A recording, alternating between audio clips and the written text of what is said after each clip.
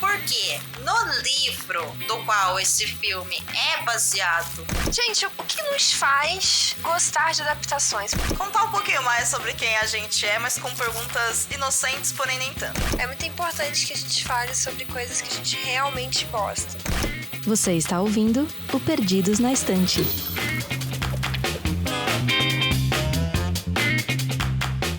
Boas-vindas ao Perdidos na Estante, o podcast onde a literatura encontra as telas. Eu sou o Sr. Basso e eu estou reunido novamente aqui com a minha equipe de investigação para mais um mistério. Então, por favor, diga olá, Andrei. Opa, meu povo! O Luco. Alô, pessoal, tudo jóia? E a Ju. Oiê! Vindo aqui pela primeira vez no nosso podcast.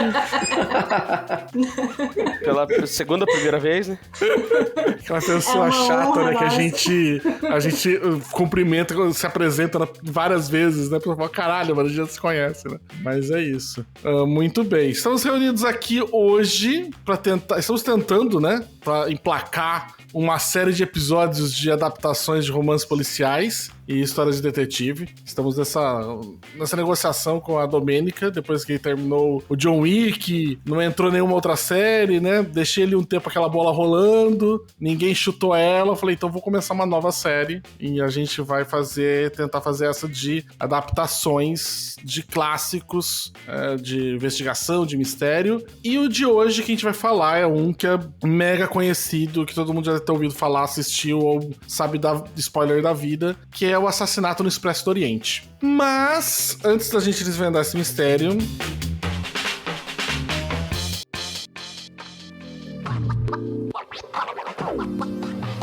a gente vai pro nosso momento do beijo, né, que tem aqui no Perdidos na Estante. Então, na ordem mesmo que a gente falou da apresentação, né? Andrei, quem que você vai mandar um beijo hoje? Cara, hoje eu vou mandar um beijo pra minha sobrinha, pra Heleninha. Eu cheguei aqui, ela já me abraçou, que ela tava com saudade de mim. E hoje eu vou dar um beijo pra ela. Ah, muito bem. Que bonito. E você, Sr. Luco, quem que você vai beijar hoje? Hoje eu tô mandando um beijo pro Nicolas Francelino, meu amigo, meu parceiro de podcast. Tô com saudade dele, ele anda desaparecido da internet, ele resolveu hibernar no mundo virtual. Então fica aqui um beijo pra ele tomar vergonha na cara e reaparecer. Um beijo, Nicolas. É o seu imediato? Meu imediato, meu marido, segundo algumas pessoas na internet, né? Não separa mais, mas é isso aí. Muito bem. E você, Ju? Pra não parecer um demônio sem coração, porque eu ia mandar um beijo pra Michelle Pfeiffer, eu vou redirecionar o meu beijo pra Liana e pro Lucas, que me trouxeram pra casa a tempo pra gravação. Olha aí, poxa vida. Depois, quando a gente for falar, tem que ter uma história sobre minha com Michelle Pfeiffer, né? Tipo de infância, assim. Uepa! Ui. Pra falar sobre isso. Uepa! E, bem, eu vou, né, vou mandar um beijo também pra Michelle Pfeiffer, já que ela não mandou, né? Vou mandar pra Michelle Pfeiffer. Boa. E porque assim, né, a Michelle Pfeiffer, acho que foi a primeira noção que eu tive, assim, de falar assim, gente, o que é aquilo, né? O que eu estou sentindo aqui agora comigo, né? Tipo, porque o que são essas novas sensações? Foi uma descoberta, assim, com Michelle Pfeiffer, uma das mulheres mais bonitas que eu já vi na minha vida. Puta que pariu, é muito bom. Se estiver ouvindo Michelle Pfeiffer, me liga. Tá? Vamos aí. Eu sei que ela tá com mais de 60 anos já, mas eu iria ainda, né? Com força. Né? E é isso. Lindíssimo.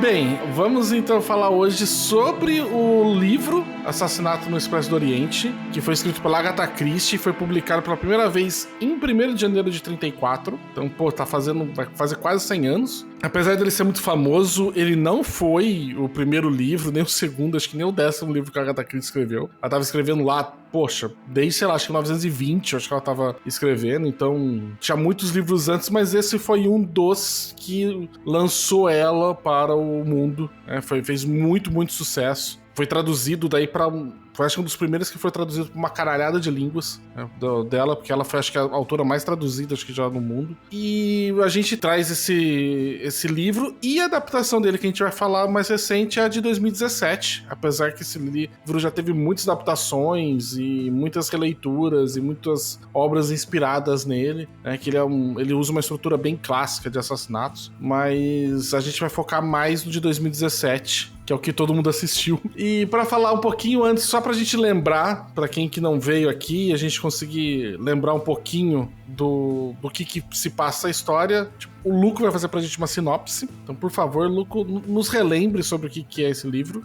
Claro, claro. O comecinho do livro e do filme divergem um pouco, mas baseando no livro, né, o Hercule Poirot, que é o nosso detetive especial desse livro, de vários livros da Agatha, ele tá numa viagem e ele recebe um telegrama pedindo pra ele voltar pra Londres com urgência pra resolver um crime que aconteceu lá. E aí ele pega o Expresso do Oriente, ele consegue de última hora o ingresso pra poder entrar lá, e na volta, após uma nevasca forte no caminho, eles têm que parar o trem pra poder diminuir ali a neve, tirar um pouco da neve. Passa-se a noite e ao acordar tem um corpo dentro daquele trem. E aí o mistério fica em descobrir quem pode ter feito aquilo, já que foi um crime fechado, né? Todo mundo naquele trem ali vira um suspeito. A gente vai fazer uma conversa mais livre, mais solta, assim, sem preocupar muito em estar revelando spoilers ou não, como a gente faz normalmente aqui no Perdidos, de separar uma parte da outra.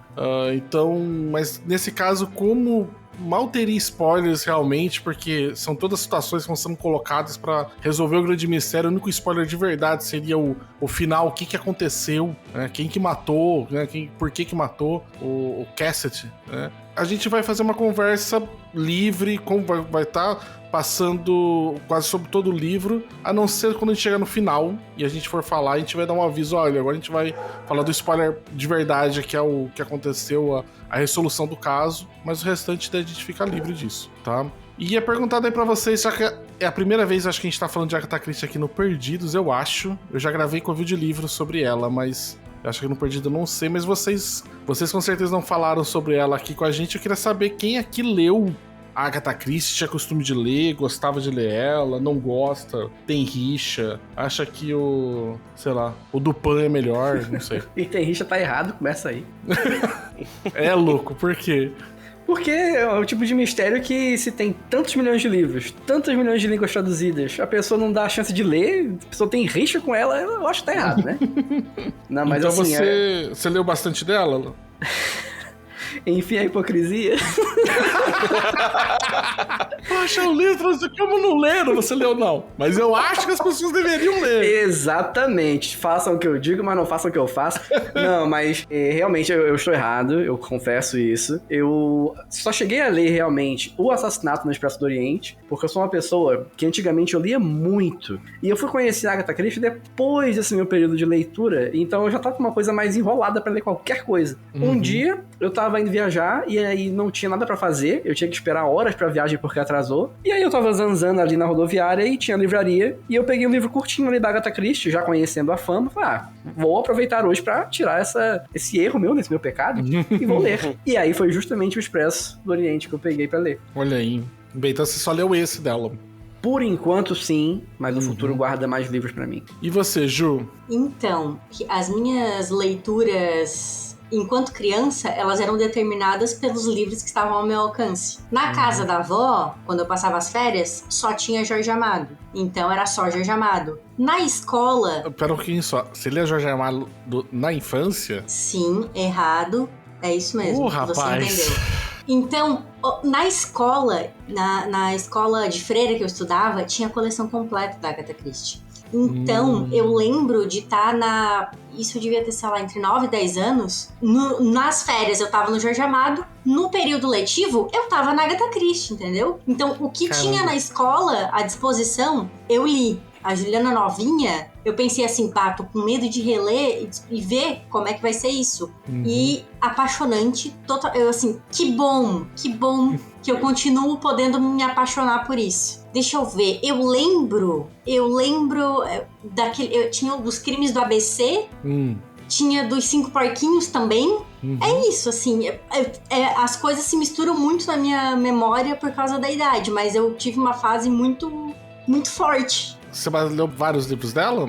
Sim, Vários quantos? Uns 10, 15, 20, 150? cara, não. Olha, eu não sei quantos que tinham na biblioteca da escola, mas eu imagino que uns 20 pelo menos. Caramba, você leu bastante mesmo, então. Mas isso faz muitos anos. Eu li só alguns dela. Eu li esse, o Morte no Nilo, o Assassinato do Roger Ackroyd, que esse eu acho realmente foda. Li o Caio Pano. Nossa, qual mais? Que tem alguns outros também que eu li, como também foi isso daí, que eu li na adolescência, e aí faz muito tempo e eu não me lembro, e às vezes eu misturo isso com a coleção Vagalumes, sabe? Umas coisas assim que... E aí eu já não me lembro se eu não... Porque tem às vezes uns livros que eu vou ler, né? A sinopse, que eu vejo alguma coisa, eu vejo uma adaptação saindo, eu falo assim, cara... Aí eu começo a ver a história e falei, putz, eu já li esse livro. Mas eu não me lembrava. Caio Pano é o do Poirot? Sim, é. Ah, tá. Que eu não sabia. E aí me deu muita tristeza, tá ligado? A pegar pra ler que eu não sabia que era. E foi lá o segundo que eu li, sabe? E eu falei, poxa. É tipo, uma vez eu peguei pra relaxar no domingo à noite e eu decidi assistir Hotel Ruanda. Ah, tá. Nossa, entendi. Relaxou bem, hein? Relaxou bem. É. Relaxou bem, né? Você tá tanto nervoso, né? Que o corpo entra em choque, né? E relaxa. É isso. E você, Drey? Você leu bastante da Agatha Christie já? Leu alguma coisa dela? O que você achou? Cara, foi o primeiro livro que eu li dela. Vocês estavam falando de infância. Minha infância, eu li muito Sherlock. Lembro quase nada, que faz muito tempo que eu li. Eu não sei se na cidade de vocês tinha... Provavelmente tinha, né? Eu tô falando isso porque eu moro numa cidade pequena. Mas tinha aqueles catálogos da Avon. Sim. E nos catálogos da Avon tinha como você comprar livro, encomendar pra comprar livro. E, cara, eu lembro que eu tinha uma coletânea pequena do Sherlock, sabe? E eu acho que desde pequeno eu sempre gostei de história de mistério, policial e tal. Só que eu não conhecia quase nada da Agatha Christie. Eu fui começar a conhecer depois que a gente começou a jogar Brindle Bay, que eu fui mais atrás pra saber. Eu tinha visto não assistido, mas eu tinha visto que tinha uma adaptação de um livro de mistério, que era o Assassinato no Expresso do Oriente, né, na época. O elenco me chamou muita atenção, porque é um elenco de peso, né? Sim. Mas eu acabei não assistindo. Mas eu vou falar pra você, eu me arrependo de não ter assistido e nem lido antes, porque eu me interessei muito pelos livros dela, sabe? Eu também, eu sempre fui um fã mais de Sherlock. Eu li muito dele, gostava muito, lia muito. Quando teve aquela maravilhosa série da ABC que fez com o Benedict Cumberbatch. Nossa, aquela série. Nossa. Não, aquele lá, pra mim, ele é a série definitiva de Sherlock Holmes, assim, sabe? Nada supera. Acho que é o André Scott, que é o Moriarty, é assim, o melhor Moriarty de todos, assim, pra mim. A loucura, aquilo ali é... Mas assim, eu lia demais. Eu comprei a coleção da Zahar. Sabe aquela coleção que vem 9 livros, que vem os 4 romances e 5 coletâneas de contos do Sherlock. Eram 60 histórias. Sim. E, caraca, porra, eu li aquela merda inteira quando eu consegui. E aí eu tinha muita rixa com a Agatha Christie, por conta que existia uma rixa entre a galera que... Normalmente quem gostava de um não gostava do outro, né? E... Porque aparentemente tinham muitas diferenças, até você ler os dois e perceber que, tem muita diferença não. Né? As coisas eu acho que... Claro, existe diferença no modo de escrever tudo, mas na ideia também que são mistérios que são insolúveis, ao meu ver, pelo menos, até que você tenha a resposta final. Né? Mas não acho que... Muitas das críticas que eu percebi que o pessoal falava que tinha do Sherlock, que ele arrancava tudo, né, tipo da cartola, e arranca mesmo. Mas daí, quando eu fui ler a Agatha Christie, eu falei, gente, também, assim... Eu não tenho tudo isso de informação não, sabe? Mas eu não sei se já é a hora pra falar, mas assim, comparando o Sherlock e o Poirot, eu acho o Sherlock um pé no saco, tá ligado? Bem. Poirot não fica muito longe, mas eu acho o Sherlock mais pé no saco que ele. Eu acho os dois, cara, bem pé no saco, sabia? Assim, eu acho os dois arrogantes pra caramba, que é aquela velha desculpa do gênio que tem a permissão de ser... Um babaca. É um babaca, Inclusive, assim, o pessoal... que se você lê o Sherlock, ele não parece tanto, porque a gente tem que lembrar que ele foi escrito em 1880, eu acho que o Conan Doyle começou a publicar o Sherlock. né? E assim, muitas das coisas que ele coloca lá que são rudes, pra gente hoje não é nada, mas pra época eram coisas rudes, sabe? O fato, sei lá, da pessoa chegar e você não ter oferecido pra ela sentar, ou... Que coisa que a gente passa desapercebido, como não parece... Pra gente, claro, a gente sabe que é uma falta de educação, mas não é uma ofensa tão grave quanto era lá atrás, sabe? Lá atrás era uma coisa absurda você fazer isso. Ou você apontar algum erro publicamente da pessoa, sabe? Falar, olha, não, aqui você tá errado. Cara, você não falava assim diretamente, né? Existia um protocolo, né? Mas, cara, o Poirot, eu acho que ele é tão arrogante quanto o Sherlock, sabe? Inclusive nesse coisa aí, tem uma hora que eu tava assistindo o filme que eu me lembrei que ele fala assim, tipo, só 2 pessoas sabem a verdade, eu e Deus. Eu falei, rapaz! Cara, aí me pegou também. Puta que pariu, cara. Eu tava achando até até esse momento. Eu tava, nossa, ele tá mais educado do que eu lembrava, mais cavalheiro, não sei o quê. E aí vem essa fala e eu fiquei, tá. Eu lembrei. Apesar de ser um babaca, tem uma coisa que mostra no começo do filme, né? Porque eles fazem uma introdução maior dos personagens antes de chegar no trem em si. Inclusive do Poirot, que eu cresci falando Poirot, então vai ser muito difícil mudar. Temos aqui um estudante de francês que vai nos ajudar. Aproveitando pra comentar que durante o filme, eles falam com aquele sotaque em inglês, né? Mr. Poirot. E eu ficava, meu Deus, que nervoso, velho. O Poirot, ele fala uma coisa que ele se preocupa, né, em encontrar padrões, isso é uma coisa mais forte pra ele do que qualquer outra coisa. Só que ele também fala que isso causa um prejuízo. E essa parte eu achei interessante. Tipo, não, ele reconhece, né, não, que é meio maluco esse negócio da forma como ele olha o mundo, ser uma forma muito específica, que é boa pra desvendar mistério, mas que isso tem um prejuízo pra ele, né, isso eu achei interessante. Colocado no filme. Essa parte, inclusive, do filme também me chamou a atenção porque ficou me lembrando muito o Monk, que já é uma paródia do Poirot, mais Sherlock, mais Dupin, mais toda a galera, todos esses daí. E eu achei estranho porque eu me lembro quando eu li, não tinha essa coisa do Poirot, ele tinha muito uma coisa que era muito parecida com o Sherlock também, eu vejo as mesmas coisas que vocês que não, vocês olham, mas vocês não conseguem ver, que ele falava, né, tipo, muito forte, assim, meio que vocês olham, mas não enxergam, né? Isso. Tipo, a verdade por trás, não conseguem perceber o que tá ali de verdade, né? O Sherlock tinha uma coisa dessa também, porque eu me lembro que tem uma hora que ele, uma conversa assim com o Watson, que ele fala que tem 23 degraus na escada deles. O cara fala assim, o Watson fala assim, por exemplo, essa é umas coisas que você não percebe, você passa todo dia pela mesma escada que eu, mas isso não te chama atenção, você nunca parou pra contar o número de degraus, né? Ele falou, esse é o tipo de coisa que a gente percebe, que a gente vai olhando, né? E o Poirot, pra mim, ele tinha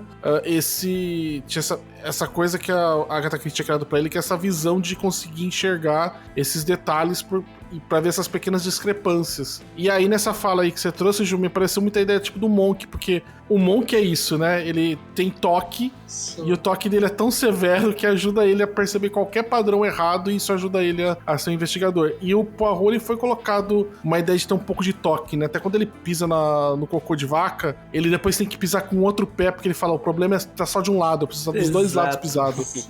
Eu não sei, achei isso um pouco bobo, sabe? Eu não sei, parece que foi tentar colocar uma aristocracia, uma coisa meio excêntrica nele, pra tentar explicar como se, esse dom é uma maldição também, meio que pra equilibrar, e eu achei, não sei. Então, é isso que eu pergunto pra vocês. Pode ser que eu tenha passado despercebido no livro, mas ele tem esse toque também no livro? Eu não me lembro, mas eu também vou te falar que o assassinato do Roger Ackroyd, o Morte no Nilo, nos outros, eu não me lembro de ter isso. No Caio Pano ele começa a ficar com umas maluquices, mas ele já tá mais velhinho. E ele tá começando a adquirir um pouquinho de senilidade, alguma coisa assim, porque ele tá bem velho, né? Mas mostra que ele tem essa obsessão por simetria, por limpeza, por ordem, né? Mostra.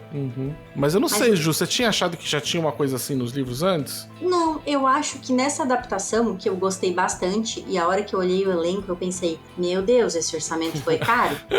Sim. Com essa medida, eu acho que eles tentaram humanizar um pouco o Poirot, e teve algumas coisas polêmicas que ele falava lá no passado, que eles traduziram de uma forma muito melhor, eu acho, nesse filme de 2017. Por exemplo, a questão isso que pega muito, né? A questão do, olha, ele é italiano, ele é latino. Quando ele tá elencando as características de cada um dos 12 passageiros, que são os 12 suspeitos de assassinato, ele coloca, o personagem que é italiano, ele fala, qual é a suspeita sobre ele? É porque ele tem isso é uma característica do tipo dele. Isso tem um livro, né? Mas no filme, eles colocam isso na boca do personagem que é ruim. Sim. E eu achei uma sacada genial. Eu também gostei de reparar essa diferença. Que no livro eu me lembro que xenofobia era mato. No livro, assim, era uma coisa, né? Absurda, né? Mas também, né? Porque na época era comunzaço isso, né? O livro é da década de 30, né, gente? Então tem que lembrar disso daí. Toques de Lombroso com bastante ênfase. Mas 2017 lidou com isso de uma maneira muito boa, eu acho.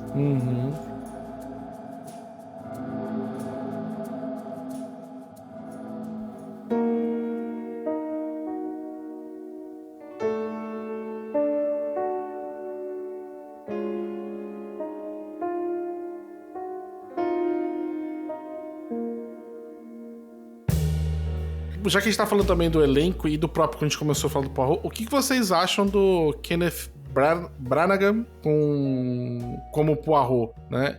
Eu já falo que eu acho que eu gosto até que dele, só que eu acho que fica um pouquinho... Eu sempre fico um pouco de pé atrás quando o diretor faz o ator principal também do filme, né? Eu acho que é... Porque quem dirige é ele também, o filme, né? E aí eu olho assim e falo assim, rapaz, e quem que tá... Se você tá atuando na maior parte do filme, quem que tá dirigindo você, né? Então, eu senti que eu acho que ele tem uma boa imposição de personalidade, mas eu não sei muito assim se fica muito... Não sei, não achei ele muito bom. No geral, eu gostei bastante da atuação dele, ali pro começo do filme, meio.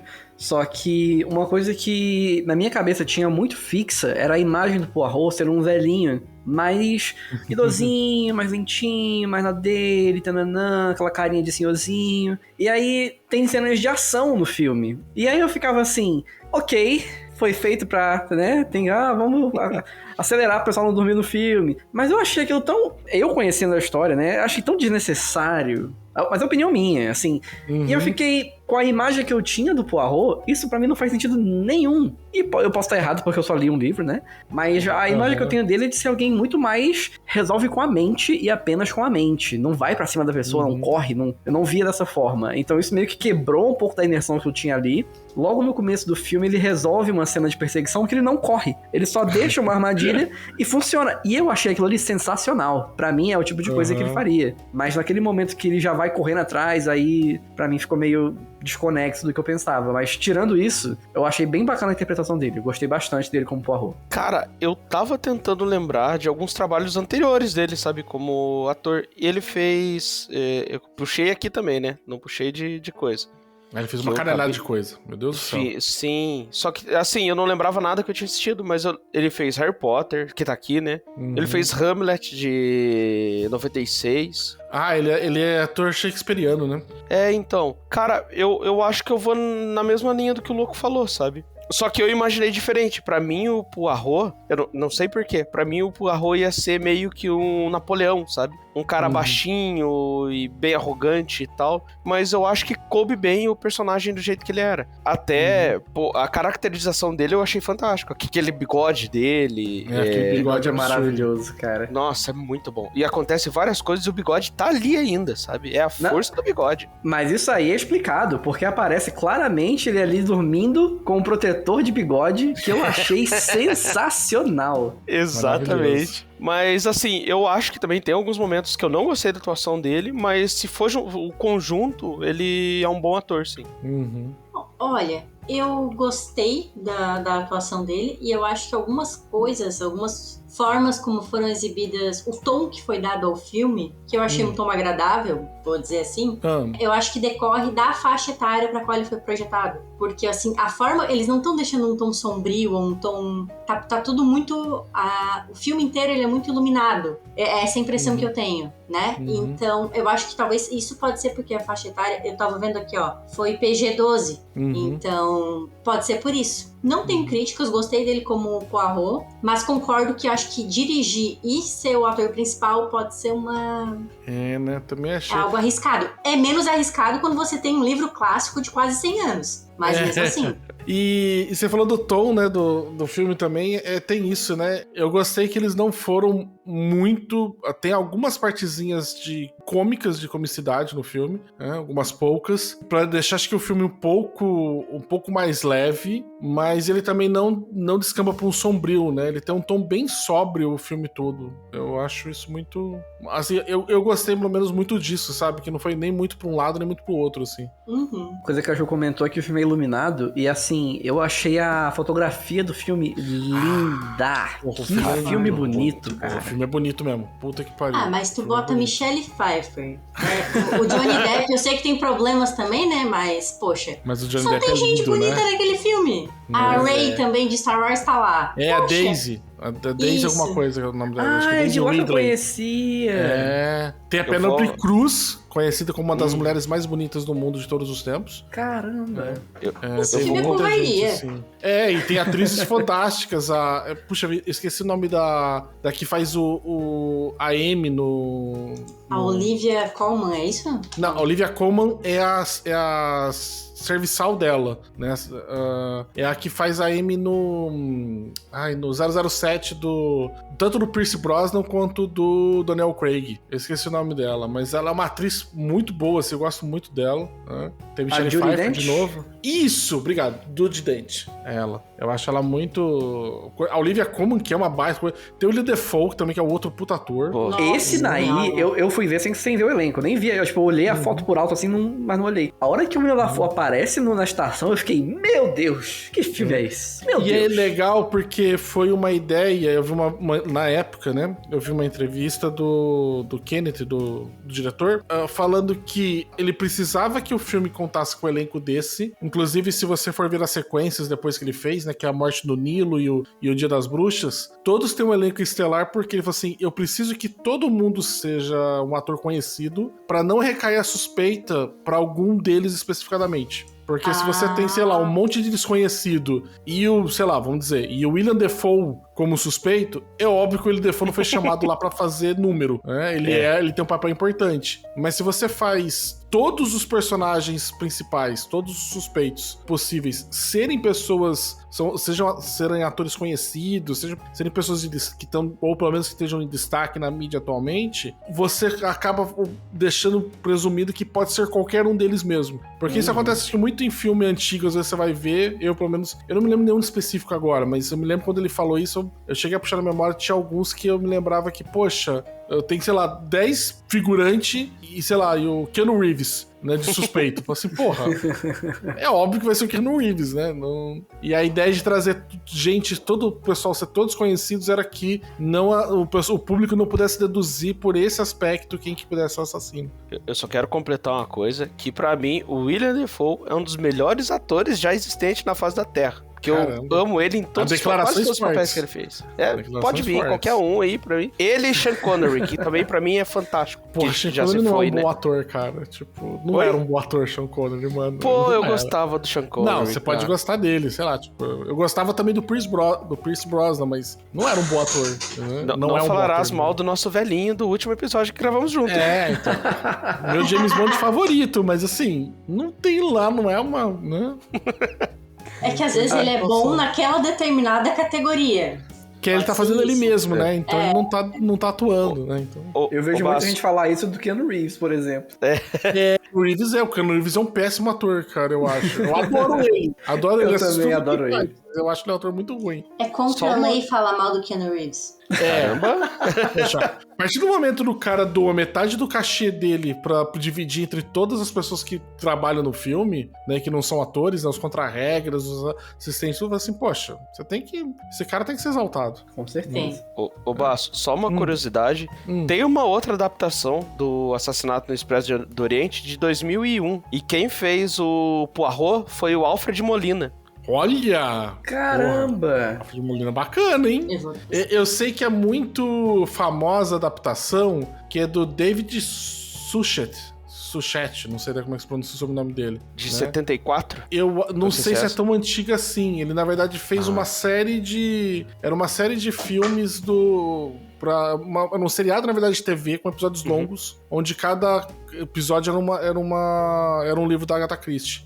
E esse maneiro. David aí, ele fez durante muito tempo. E a galera falou, cara, ele ficou conhecido durante muito tempo, e como ser da BBC também tudo, né? Ficou conhecido como sendo o maior Poirot que já teve, né? Eu quero deixar uma curiosidade aqui. Eu quero que você, ouvinte, que está ouvindo agora nesse momento, vá no Google e coloque Alfred Molina Poirot e me diz se a cara dele nesse filme não parece a fusão do Ratinho com o Faustão.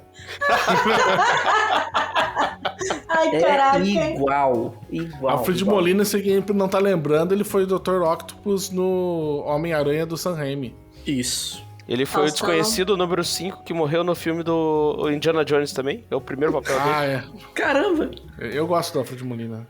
E aí, cara, eu acho, assim, muito legal os caras terem trazido esse elenco absurdo, né? Considerando principalmente de que a gente tá num filme onde a Agatha Christie decide fazer essa ideia do assassinato num lugar fechado, que é um clichêzaço, e é ótimo porque é um clichê que funciona, né? Então você, de alguma forma, se tranca todo mundo num lugar só, e quase todas as obras dela são assim. Os 3 que a gente vai acabar falando aqui depois, da do Morte do Nilo e o Dia das Bruxas, também eles acontecem em lugares fechados, né? Aqui é um trem, depois vai ser um barco e depois vai ser uma casa, um casarão. Então, como você já tem um ambiente fechado, não vai ter tomada muito externa, é um público reduzido, né? Você tem que acho que você tem que segurar muito nos atores, porque basicamente eles fecharam num lugar só e essas 14, 15 pessoas conversando. Então é complicado se você não tiver um elenco estelar igual esse filme teve, né? Eu quero aproveitar e perguntar pra vocês que leram, se ela repete muito a fórmula do Assassinato no Expresso do Oriente? Ou não, assim, nos outros adaptações e tal? Sim, de ser em lugares normalmente fechados, com um número reduzido de suspeitos, né, que a investigação toda se dá num período bem curto de tempo. Eu acho que olha, julgo dizer que a maior parte deles acho que é mais ou menos desse jeito. Não sei o que a Ju lembra. É essa impressão que eu tenho também. Agora, se o Drake vai falando sobre o tipo de solução, né, que aqui a gente vai pra... não. Isso é bem diferente de outras fórmulas, né? Sim, inclusive os tipos de solução da Agatha Christie, acho que é o diferencial dela, que as soluções... Se você, sei lá, ler Assassinato de Roger Ackroyd, eu não me lembro de ter visto uma resolução igual àquela em nenhum outro lugar. É absurdo. Mas isso de interrogar separadamente, cada um e tal. Isso eu varia um pouco de estar mais concentrado em interrogatório ou mais concentrado em recolhimento de pistas. Mas eu acho que provavelmente o pessoal no filme decidiu escolher os interrogatórios, que eu acho que era mais interessante ele ficar mostrando o Poirot procurando pistas, sujeirinhas, coisas assim. Aliás, aqui é o contrário, né? Ele fala que as pistas são todas... Como é que fala? Tipo, iscas pra... Casca de banana que foram jogadas ali pra ele poder escorregar, né? Porque as pistas não fazem sentido, né? Parece muito... Ele fala que as pistas parecem que foram todas plantadas. Né? É uma parada meio contrário do que o Sherlock faz, então, né? Porque ele se concentra mais nas pistas, né? Sim, o Sherlock, ele é total... CSI foi total baseado assim no Sherlock. Ele é prova física, tudo. É tudo coisinha minuciosa que ele pega e é muito pouco por interrogatório. É pela filosofia que ele diz que todo mundo mente. Então, pra ele é inútil, se ele não quiser justamente detectar como a pessoa tá mentindo, ele só... vou mentir, pra que eu vou falar? Sim. E é engraçado você falar do jeito, porque a Ju falou ali no começo que era basicamente ele vai sentando e pensando sobre o caso e resolve, né? E é basicamente o que o amigo dele fala, né? Tipo, olha, você tem que sentar, pensar sobre o caso, você vai resolver. Tipo, é isso. O trem tá parado, não tem mais nada pra fazer mesmo. Teve uma parte no livro que eu adorei, que é a parte que eles estão sentados pensando, sabe? Que vai mostrando o pensamento de cada um. E, cara, essa parte eu achei fantástico. Que o Poirot pensando nas pistas. Posso estar enganado, eu acho que é o doutor que fica pensando numa mulher? Ou é o... eu não vou lembrar, cara. eu não vou lembrar esse também. livro faz mais ou menos uns 7 anos atrás eu li ele. E tu lembra? Meu Deus, Baixo. Sim, eu tenho uma boa memória, mas eu me lembro de várias coisas dele, assim, que eu gostei. Eu me lembro que não tem aquele começo todo ali que tem dele na Índia, no livro. É bem diferente. Né? Começa já com ele tentando pegar, e não é, eu acho que é uma coisa que deu que acho que fica meio en passant no livro, no filme, quer dizer, que no livro acho que deixa mais claro que não era pra ele estar ali, né? Acho que ele fala isso mais no final, quando ele fala, o assassino não contava comigo aqui, ele achava que ele tava formulando o crime perfeito, mas ele não contava com a minha presença. Né? Ele não tava na Índia, né? Ele começa em Alepo, na Síria, e aí de lá ele vai pra Istambul, e em Istambul ele pega o Expresso do Oriente pra ir pra França. E aí acho que no livro que eu me lembro ficava mais claro isso, que assim, ele realmente não estava previsto pra ir lá, tanto que assim, estavam todos os lugares ocupados, né? E não era pra ele estar ali, né? E assim, o que dá a entender daí depois, inclusive, é que o assassino, ele comprou todos os lugares, inclusive porque o trem não tava cheio, né? Tipo, tinha lugares lá vazios, tanto que ele vai em algum lugar dele tá vazio, que tem gente que não apareceu, mas a pessoa compra tudo mais lá, pra ele garantir esses espaços vazios, tudo mais, pra não ter tudo isso de gente lá dentro, pra ele poder se movimentar melhor, né? E aí é que vem, eu achei que no filme não ficou tão claro isso até o final, assim, mas... No vagão, o vagão tava completamente cheio, né? Ele só conseguiu vaga por causa do amigo Book, mas tinha na segunda classe ou primeira classe, agora eu não lembro, teve um único passageiro que faltou. E foi isso que permitiu a relocação depois de lugares. E esse Book era o gerente, né? O gerente do negócio, que daí foi por isso que permitiu essa mudança nos planos. Mas no livro também? No livro também. E no livro foi isso que fez Só tinha teve um único passageiro que não foi. E daí é isso que também já tava no... porque tem que lembrar... isso é uma coisa que é importante falar pra quem não assistiu ou leu, que assim... Nossa, mas estava fechado... Não, é que tem vários vagões, mas eles são separados, né? Então, no vagão que ocorreu, só tinham aquelas 12 pessoas, né, que poderiam ter matado o Cassidy, né? Mas assim, tinham mais vagões, mas assim, não tem como... Não tem acesso enquanto o trem tá em movimento, né? Eles são separados. Né? Tanto no livro quanto no filme dá pra perceber que é a primeira classe também, além deles falarem, né? Porque tem a pessoa que vai arrumar a cama deles, tem os jantares que são servidos em horários certos, né? Que eles chamam pros jantares. E, pô, isso eu achei muito interessante, cara. E fora a galera que tá, né? Que é princesa, é condessa, é cara renomado, gente, tipo... todo mundo ali dá a entender que tem muita grana, né? Quem não tem muita grana tá ali porque alguém com muita grana colocou ele ali. Sim. Daí tá na segunda classe, bem pertinho, pra prestar apoio se precisar, né?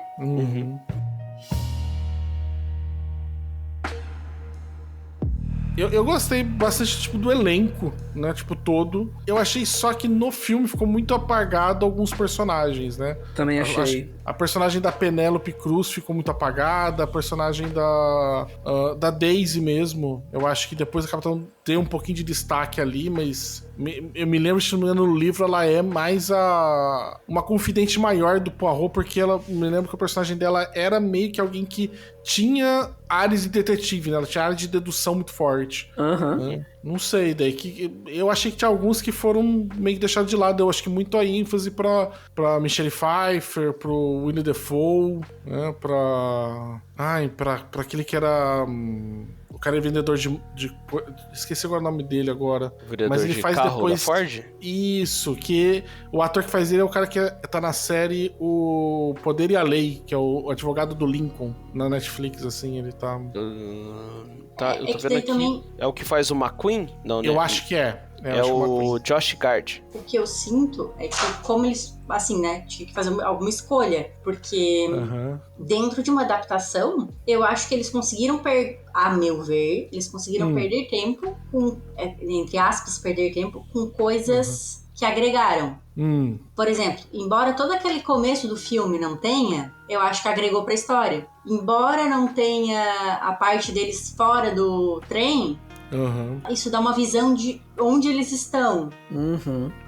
Eu senti a mesma coisa com o final do filme. Porque o final do livro, né? Que eu não vou falar o que é, mas ele fala, tá aí, é isso, agora tchau, obrigado. E acaba o livro. Eu não gostei desse final, pra falar bem a verdade, sabe?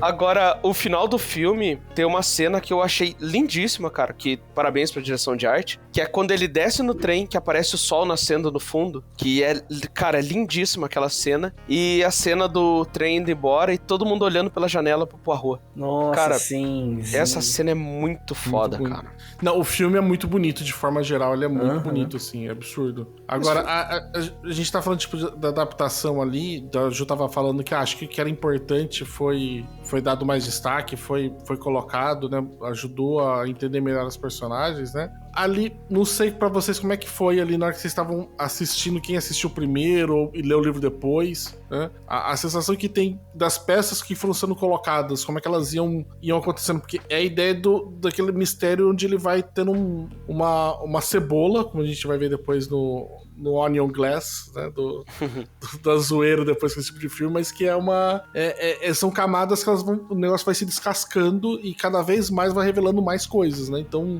parece uma coisa normal, e conforme você vai investigando, vai tendo reviravoltas, revelações, segredos vindo, né? Tem toda aquela coisa. No meio de tudo aquilo ali, vocês acharam que, como é que ficou? Vocês acharam que foi se desenrolando o mistério, que foi atiçando a curiosidade de vocês? Eu lembro que a primeira vez que eu li, eu ficava, toda vez que ele tinha uma nova teoria, eu pensava numa nova teoria, eu ficava, caramba, é isso, é exatamente isso, esse caminho tá certo, claramente foi isso daqui, nova evidência. Putz, não é isso.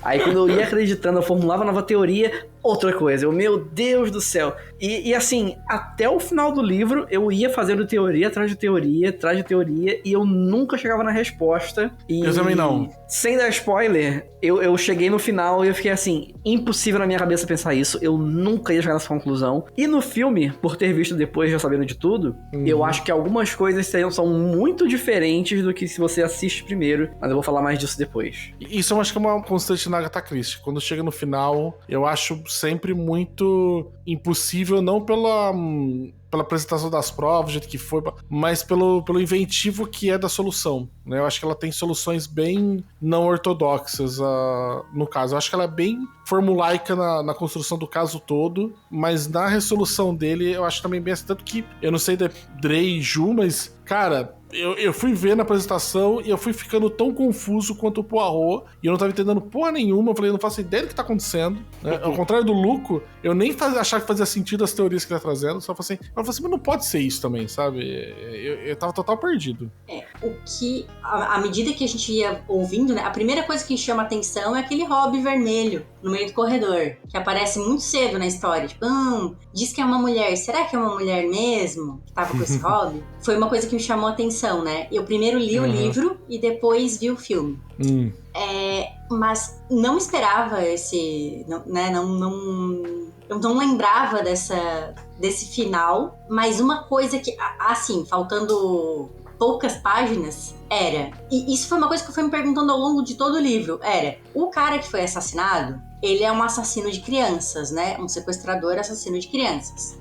Então todo mundo não tinha muito, digamos, amor por ele. E daí eu ficava pensando assim, será que... Enquanto lia assim, será que vale a pena mesmo investigar? Deixa assim, né? Deixa assim. Eu fiquei pensando, se eu fosse júri, eu assim, não, todo mundo tem direito à defesa, não precisa de execução. Daí eu pensei, se eu fosse júri, eu ia passar pano pra essa pessoa, que, né, talvez tentou fazer justiça com as próprias mãos. Eu pensei, eu acho que eu ia passar pano. Daí eu pensava, não, calma, mas todo mundo merece um julgamento justo, a gente não tem que fazer justiça com as próprias mãos. E isso foi uma coisa que eu fiquei me batendo o livro inteiro, porque assim, todo mundo fala que ele era desprezível, e daí eu ficava me colocando como personagem, eu assim, mas se eu visse... E daí eu comecei a pensar Não que pode falar, Basso ou não? Acho que a gente tá meio que se caminhando, né? Então vamos falar pro pessoal que assim, quem não assistiu, quem não leu o livro, a gente acho que vai passar agora daqui pro final, vai ser o... A gente já vai falar com spoiler sobre o que aconteceu, porque acho que a gente já tá não conseguindo continuar sem falar disso. Então já fica aviso, então, que spoilers do final do filme /livro, e pode seguir, Ju. Eu não imaginei que seria todo mundo conspirando junto. Uma coisa que passou pela minha cabeça no final foi, talvez, porque seria um comportamento que talvez eu tivesse, sendo humana e sabendo do que aconteceu, eu vou olhar pro lado, eu vou fingir que isso, né? Então, eu achei que poderia ser uma passada de pano, não uma enfiada de faca coletiva. Que o pessoal fosse cúmplice, né? No sentido de falar assim, olha, eu sei que aconteceu, mas eu não vou falar nada porque eu achei justo que ele morreu, né? Quem fez isso, mas não que eu tenha participado ativamente desse plano, né? Sim, exato. Eu vi alguém passando no corredor, mas eu vou fingir que, sei lá, não vi nada. Tava aqui dormindo, tô na paz. Eu vou te falar pra assim, que o único momento que me levantou uma certa suspeita foi quando aparece a facada na Michelle Pfeiffer. Né? Porque me pareceu muito um ato desesperado pra tirar a atenção, sabe? Sim. Né? Por que o assassino que fez tudo perfeito e tudo mais, ele agora vai se revelar, sabe? E assim, o maluco que matou o cara na surdina e tudo mais, vai dar uma facada só e vai embora, sabe? Isso pra mim foi o que tava comprovando a minha teoria, que eu não pensei de forma alguma que seria coletivo, mas eu cheguei a pensar que podiam ser uma dupla, um trio talvez, fazendo isso, e considerei essa parte do pessoal virar o rosto. E aí eu pensei, a Michelle Pfeiffer provavelmente cansou de olhar pro outro lado, falou que ia revelar o que aconteceu e por isso foi atacada. Eu pensei isso no livro quando eu tava lendo. Porque era a única coisa da minha cabeça que fazia sentido. Mas eu nunca imaginei até o final que era um coletivo de todo mundo. Nunca. Absurdo. Eu acho que no livro tem uma metáfora mais forte que é das 12 pessoas, eles têm sido o júri que executou, por isso que eram 12, exatamente.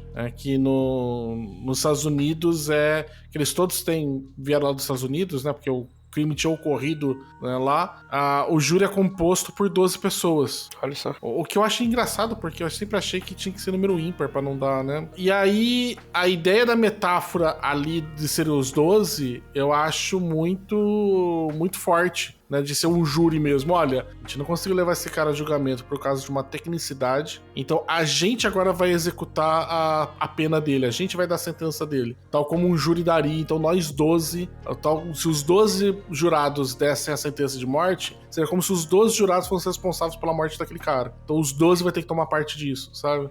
Eu acho que no filme essa metáfora fica um pouco mais en passant, e eu me lembro que no livro era mais forte essa ideia. Mas daí eu acho que faz sentido no livro ele acabar com o Poirot dizendo: meu serviço aqui tá feito. Porque ele já se envolveu demais. Vocês que lutem, entendeu? Eu dei a minha... Porque no final ele oferece 2 versões de solução, né? Uma versão que, olha, talvez tenha entrado alguém aqui, quando vocês fizeram uma pausa no trem, assassinado e saído pela janela. Ou então, daí ele fala outra versão, que é a versão do que realmente aconteceu, que é a coletividade decidindo dar fim à vida daquele assassino de crianças. O que é até uma ideia de você fazer um contraponto entre o que é justiça e o que é vingança, né? Porque a nossa ideia a ideia que a gente tem, tipo, a vingança, ela é pessoal, é a gente tomando pra si a responsabilidade de punir algum crime. A gente inventou a justiça pra despersonalizar esse julgamento, né? Essa aplicação de pena, né? Você não torna ela pessoal, né? Você transforma ela num sistema onde o coletivo que tá julgando aquela pessoa não é alguém sozinho. E a ideia deles que estão aplicando justiça era porque, olha, a gente também formou um coletivo pra isso. Não foi uma decisão unilateral de uma única pessoa. Claro que é falho, né? Mas eu acho ainda que é uma tentativa interessante de criar uma coisa assim. Eu acho bacana a gente enfatizar também o porquê, né? Que a gente sabe que ele é um assassino de criança, mas ao fazer esse assassinato, ao cometer esse crime que ele cometeu, uma família inteira acabou. E todas as 12 pessoas daquele trem tinham uma relação com essa família. Então foi uma coisa que veio lá de trás e todo mundo tem um porquê. E isso eu achei tão bem elaborado no livro, como ela consegue conectar cada pessoa com o caso, sabe? E encaixa tão bem. Eu fiquei assim, chef's kiss. E no filme eu não achei que encaixou tão bem, cara, porque eu acho que a ideia do rapto que não deu certo, né, que na verdade foi um rapto que não deu certo e a menina acabou morrendo, né? Quando ele chega, eu acho que já tá avançado no filme, e aí quando vai tentar estabelecer as relações, me pareceu, tipo, muito, muito rápidas, eu não consegui sentir, e acho que de alguns também foi muito... A Penélope Cruz era a enfermeira que deixou, que dormiu e não viu a pessoa entrando. E você sabe? vê um segundinho, isso também é meio passando muito rápido no filme. É muito pouco, sabe? Aí eu não consegui sentir o peso que tinha. Mas no livro essas explicações... É claro, algumas vão se costurando com mais tempo. Mas as relações mesmo só são desenvolvidas nas últimas, sei lá, 6 páginas do livro. Também é muito no finalzinho, né? Só que a construção é mais robusta. Tem uma base, né? Inclusive, quando o Dre falou sobre a cena final, né? É muito engraçado porque quando o Poirot tá andando até eles, que eles montam, né, fora do trem, que não tem isso no livro também, que eu me lembro, acho que eles ficam dentro do trem o tempo todo. Isso. Né? Eles vão chegando assim, me pareceu muito, na verdade, tipo a Santa Ceia, né? Porque estavam todos eles sentados numa mesa de frente, né? Todos de um lado só. Sim. Né? Perfeito, e são 12, né? Tipo... E são 12 como era também na Santa Ceia, né? Então, tipo... E é muito legal porque no começo do livro ele estranha. Nossa, todo mundo o Book, que é o gerente do trem, né? O Nepo Baby que tá... Na minha mente, na minha ideia, ele não era o Nepo Baby, ele era mais velho, mas... No livro ele é um senhorzinho mais velho que é amigo. Mas no filme ele é um Nepo Baby. Aí ele diz, nossa, todo mundo decidiu viajar hoje, que coisa mais esquisita. E realmente, tá tudo cheio. E isso faz um sentido. É muito legal. No livro também eu me lembro que deu uma ideia, tipo, de que eles compraram, inclusive, as passagens que não é que o cara não conseguiu vir. Eles compraram a passagem de alguém que não ia aparecer de qualquer jeito, porque eles precisavam reservar o vagão só pra eles, pro plano dar certo. Então, eu me lembro que no livro, se eu não me engano, eram mais pessoas que eram pra estar ali, mas que não compareceram ali. Era só uma. É só uma. Só uma. Então eu tô criando memória. Mas de toda forma, tem essa estranheza, né? O McQueen, a hora que o Poirot chega, tipo, você não era pra estar aqui, por que você tá aqui? Nossa, e isso se conectar com o final é muito, muito perfeito. A Agatha Christie arrasa. Uma coisinha que quem leu mais recentemente, se puder me corrigir, me corrija, mas se eu lembro bem, no livro ele já vai bem mais solícito, né? Pra resolver o caso, ele já, quando descobre o que tá acontecendo, não, vamos lá, eu só vou querer um elogio e tá tudo certo. No filme, ele não quer, ele quer tirar as férias dele, não quero resolver isso não, vamos falar pra polícia, não sei o quê. Até o final ali ele vai relutante, mas depois ele aceita. E eu achei isso uma distinção curiosa. Eu acho que nos outros filmes depois ele dá uma suavizada nisso, mas nesse realmente acho que ele pesou a mão do não quero, sabe? Parecia jogador de RPG que não quer responder o chamado da aventura, sabe? Não. Fica fugindo, sabe? Não, caralho, você não falou que ia jogar, vai, então assim, mete lá. E a forma como a primeira pessoa que tenta contratar o Poirot não é o Book, amigo dele, é um assassinado. Sim. Que chamou ele na chincha e falou, olha só, estão querendo me matar, por favor, me ajuda. No filme, o Johnny Depp, que é o que morre, ele está com uma arma, aponta essa arma meio que, né, pro Poirot. Ele assim, não vou te ajudar, não gosto da tua cara, não gostei, tchau. O que tem todo sentido, porque ele foi... É uma agressão. A postura dele é muito agressiva. Sim. No livro, ele simplesmente não gosta da cara dele. Sim. Fora que também tem a questão do assassinato, que no livro ele é drogado antes de ser assassinado, né? Porque o Poirot chega um momento que fala que ele tomou as estocadas de faca e tal, mas ele tava apagado. No filme também. No filme também. Não, mas no filme aparece a parte final que eles estão segurando e tampando a boca dele. O que não faz muito sentido, porque quando ele vai falar ali, tanto que uma das coisas que liga ele com aquela condessa que tava viajando, era aqueles negócios que ela tava tomando. Como que era? É o remédio pra dormir, né? Isso. Que ele fala que foi identificado no chá que o mordomo trouxe no final do dia. né, antes dele dormir, e que tava com... Era chá ou era outra bebida, não sei, que tinha resquícios daquele remédio. Porque ele fala, olha, o cara não se defendeu, ele sabia, ele tava preparado, ele tava com uma arma andando com ela o tempo todo, por que ele não tentou se defender? E aí ele falou, olha, não tá porque ele tava apagado. O que não faz muito sentido, porque o pessoal também tampou a boca dele, fez tudo, né, então, mas... mais uma coisa que eu quero comentar eu acho a Rubla, né, do livro insuportável. Até que quando eu tava começando a ler, eu mandei no grupo nosso, né, falei, cara, eu não sei quem vai morrer, mas tomara que seja Rubla. Toda hora ela ficava, ai, porque a minha filha falou, ai, porque minha filha aquilo. Aí eu falei, caralho, só que eu senti falta disso no filme. Eu queria ter visto isso no filme, sabe? Cara, a todo momento... No filme não dá tempo de... Também é muita gente, eles não conseguiram separar tanto tempo, assim. Sim. E também tem muita... essa personagem é a Michelle Pfeiffer, né? É a Michelle Pfeiffer. Já que eu acho que tem mais destaque no filme todo. Sim. Ela é fantástica, né, cara? Não tem muito o Ela que falar da Michelle Pfeiffer. Eu tenho dificuldade de imaginar ela falando, mas a minha filha não sei o quê. Olha só, né? Exatamente. Ela é tipo a do Júlio, sabe? Meu marido tem 2 empregos, só que é com a filha dela, pô. Exato.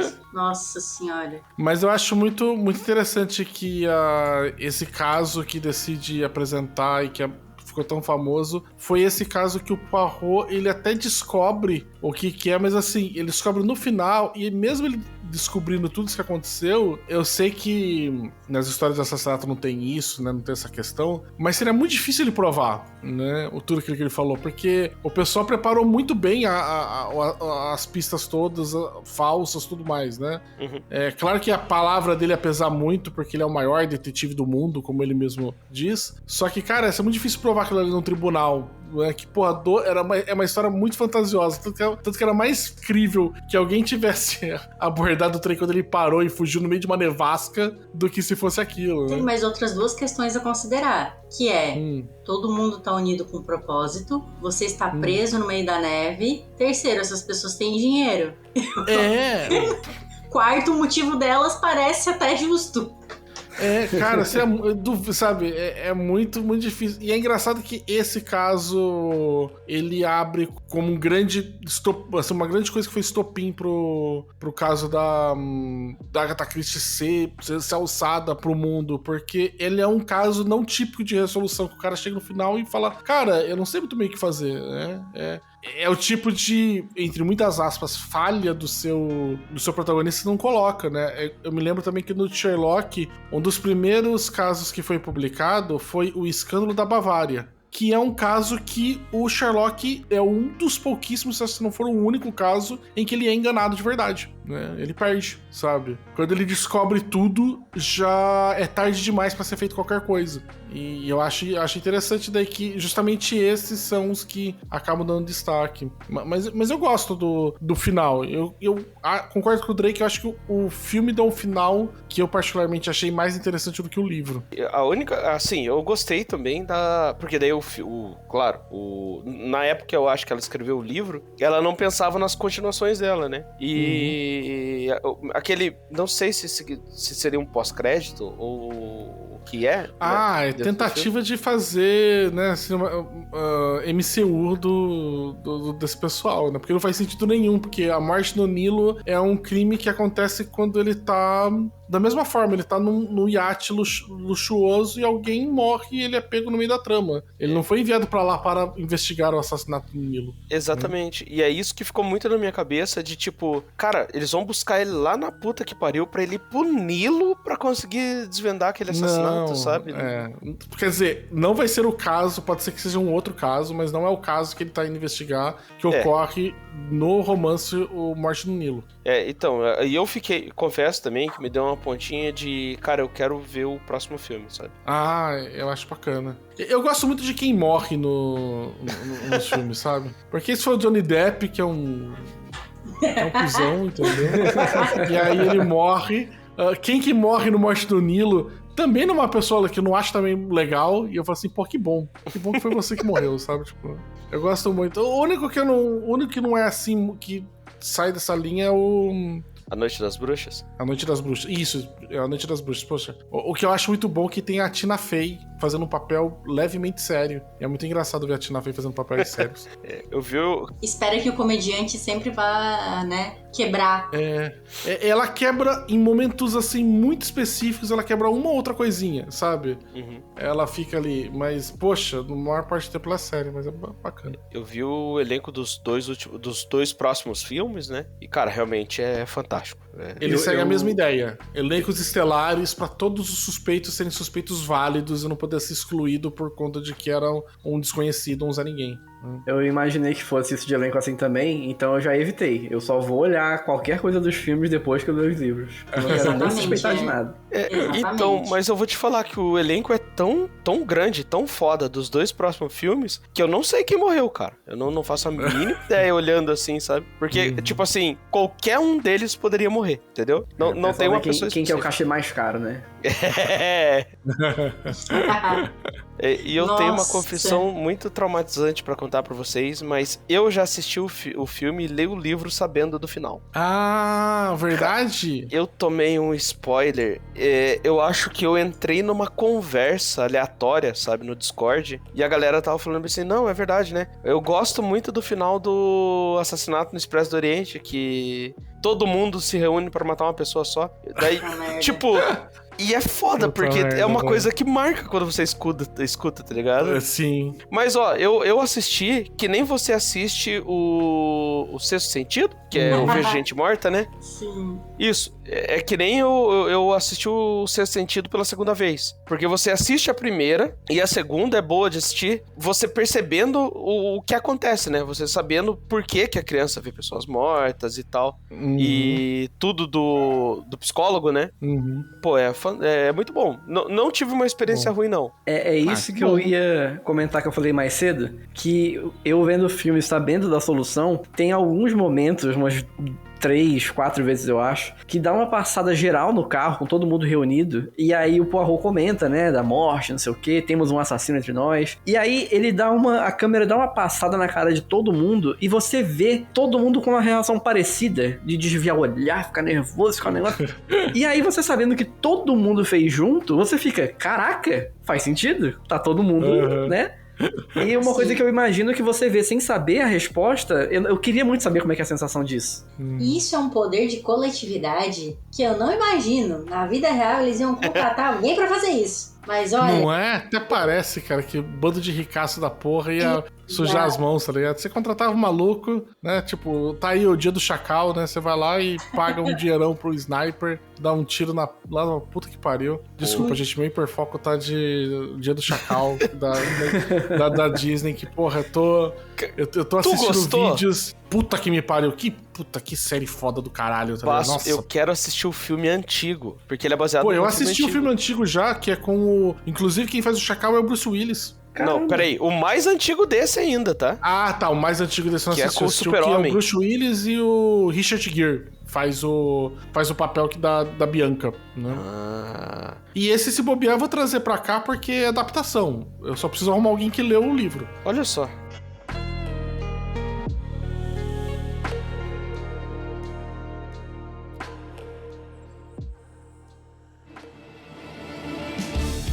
Bem, terminamos então mais um Perdidos na Estante sobre esse assassinato no Expresso do Oriente, que vai acabar gerando uma continuação, porque eu já aviso pra vocês que iremos gravar sobre Morte no Nilo e Noite das Bruxas, que aí fecha essa trilogia do Kenneth Branagh, que tá dirigindo, sendo Poirot nessas adaptações mais recentes. E eu acho que é legal que tem uma unidade ali pra gente fechar, e depois a gente vê se a gente vai pra outras histórias de mistério, mas vai ser os próximos 2 que nós vamos gravar com essa equipe aqui. E queria agradecer demais vocês, meus amigos, que pra quem não sabe, a gente se reuniu pra gravar sobre isso porque a gente joga um RPG de mistério todas as quintas-feiras, então a gente decidiu reunir essa equipe aqui pra poder gravar também depois podcast sobre. Então eu queria agradecer demais Andrei por ter vindo até aqui falar com a gente. Uhul! Fica à vontade pra divulgar algum trabalho que você esteja fazendo, redes sociais. Cara, eu não tenho um projeto pra chamar de meu ainda, por enquanto, não sabemos até quando, né? Mas,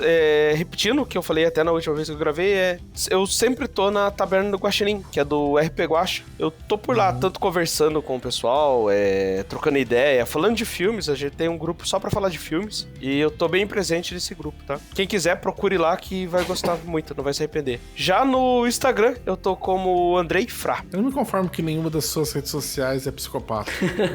É porque o psicopato veio depois do... Tipo assim, veio quando eu tava na taberna, sabe? Veio o psicopata. Eu Queria ter né, trazido cara? antes. Tô imaginando isso se repetindo em todos os episódios. Ele porque não eu se ainda não me conformando em conformo. todos. Eu não Eu me vou ver se conformei tem. ainda. Será que a arroba psicopata tá disponível? Se Vamos tiver ver, como pessoal. mudar, né?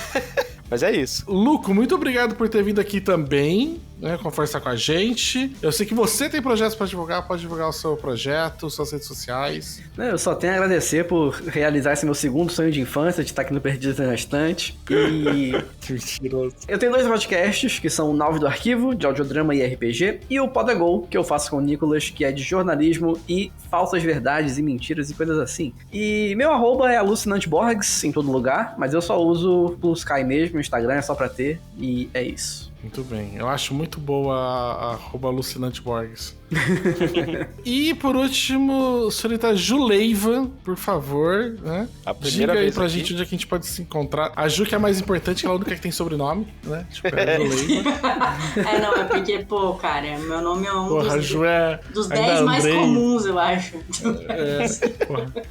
Enfim, eu me escondo embaixo de uma pedra, então vocês me encontram na Taberna do Guaxinim, no RP Guaxa, de vez em quando no Naus do Arquivo, e é isso aí, não vou falar rede social porque é difícil de achar nome, então fechou, é o que temos pra hoje. Muito bem. Bem, eu continuo sem redes sociais, então vocês, se precisarem às vezes mandar algum recado, alguma coisa, na verdade, interage lá com o perfil do Perdidos na Estante, seja no Blue Sky ou no Instagram.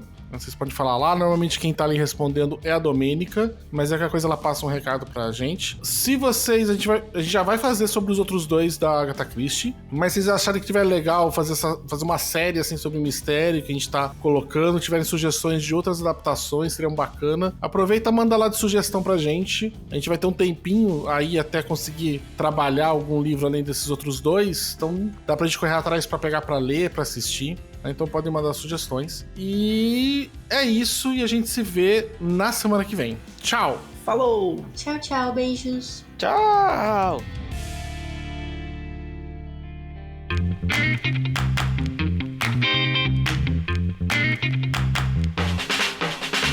Você acaba de ouvir o podcast Perdidos na Estante. Apresentação: Senhor Basso, Andrei, Luco e Juleiva. Pauta: Senhor Basso. Produção: Domênica Mendes. Edição: Ace Barros. Narradora da vinheta: Jo Bonner. Montagem da vinheta: Isso Aí Design.